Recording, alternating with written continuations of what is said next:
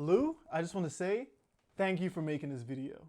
Now, I made a recent video talking about the hypocrisy or the special treatment that we give Apple regarding to the iPhone SE and the MacBook Pro 2013, well, 2013 to 2020. But what happened is I saw a video yesterday from Unbox Therapy, you know, Lou from Unbox Therapy, and he made a beautiful video of the Apple iPhone SE versus $400 smartphones. Now, in this video, he compared the Samsung A51 to the A71. And I just gotta say, it was really impartial, and it actually showed the differences between the iPhone and the Samsung or other Android $400 devices.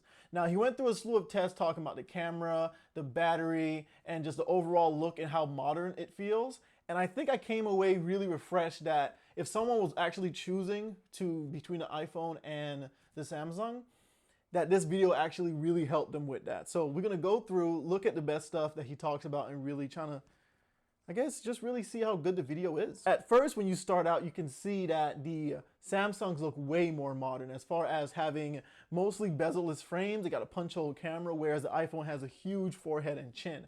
And that's something I talk about in my video where the look, it just looks really dated and is not modern. What I love about this video is that how impartial he is. He's not saying that, hey, the Samsungs are just way better, or he's saying the iPhone is way better. He talks about the pros and cons of each, and he also made a pros and cons video of the iPhone itself, but I feel like he needed, and he felt like he needed, to make a comparison video since a lot of people were getting the information and everything wrong. Now, what test really impressed me was the camera tests. Now, if I go ahead and pause the video, now, if we talk about the camera test, and he shows like the beard hairs and how the iPhone still uses an older 7-megapixel front-facing camera. And for Apple to compensate, they try to use like a smart HDR feature that kind of blows out the background and kind of gives like a dreamy look, in his own words. But what the difference is with that is that the Samsung, not only being of higher megapixel count, it also gives a better, true to life, more contrasty photo, which I just think is way more pleasing than whatever the iPhone's trying to do. So you have better resolution and you have a better front-facing camera on a phone of the A51, where people was talking about the iPhone cameras is just going to be so much better. And that is clearly not the case. Now, my phone of choice from this comparison would be the A71. And I mean, personally, the A71, especially using that Qualcomm Snapdragon chip, being a little bit better on not only battery life, but performance, it really comes across as something that is really good. In addition to the camera, he talks about the different lenses you get with the Samsung devices. Now, a lot of $400 phones, you get multiple lenses, like the Motorola Hyper One, Xiaomi phones, there's some Oppo phones out there, Redmi phones. He talks about the multiple camera setup in a lot of phones like the Samsung A51 and the A71, and you can get in a lot of $400 phones like the Motorola series, like the Hyper One. You get in Xiaomi phones, Redmi phones, Oppo phones, a lot of different phones from different manufacturers, allowing you to have a standard wide angle, sometimes telephoto, and for some reason a lot of them just include macro cameras. I'm not sure why, but I mean, it's fun to use. And he talks about the differences between actual usability. Now, I feel like that's really, really helpful for a lot of people, since you looking at the iPhone, everyone's argument for the iPhone SE was, hey, this is for usability. This is for people who really just want a phone that does what they need to do, and that's it. And that's cool, but there are 3 problems with that. Number 1, the battery is not good enough to actually do anything. Like if you start playing games or watching movies, it's gonna die really fast, being only 1800 milliamp hours versus the 4500 milliamp and the 4000 milliamp in other $4,000 phones.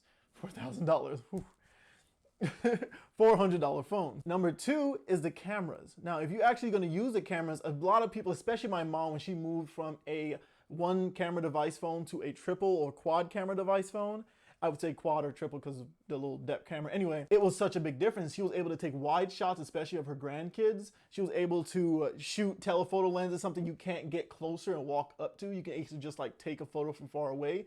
And it really kind of changed how she takes pictures. Now she takes a lot more pictures on her phone, because before you just had the one focal length and you couldn't change that. That was it. You was stuck.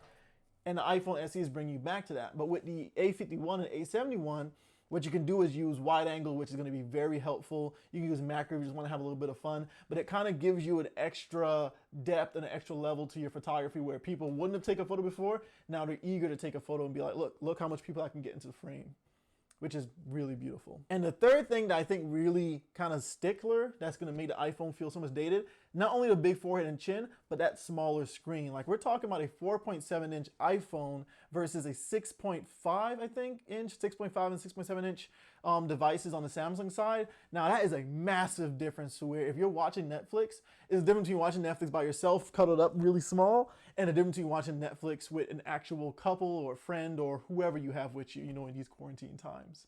So I just want to go ahead, that's the conclusion of this video. I want to go ahead and thank Lou for making this video, because not only a lot of smaller YouTubers, me, myself, you know, hey, about to have 69 subscribers, nice.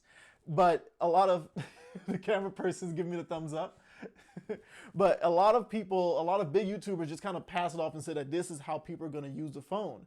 And that's, in a way, kind of true. People are going to buy for iPhone if it's just an iPhone no matter what, especially they're like, oh, I just want to be, you know, in ting.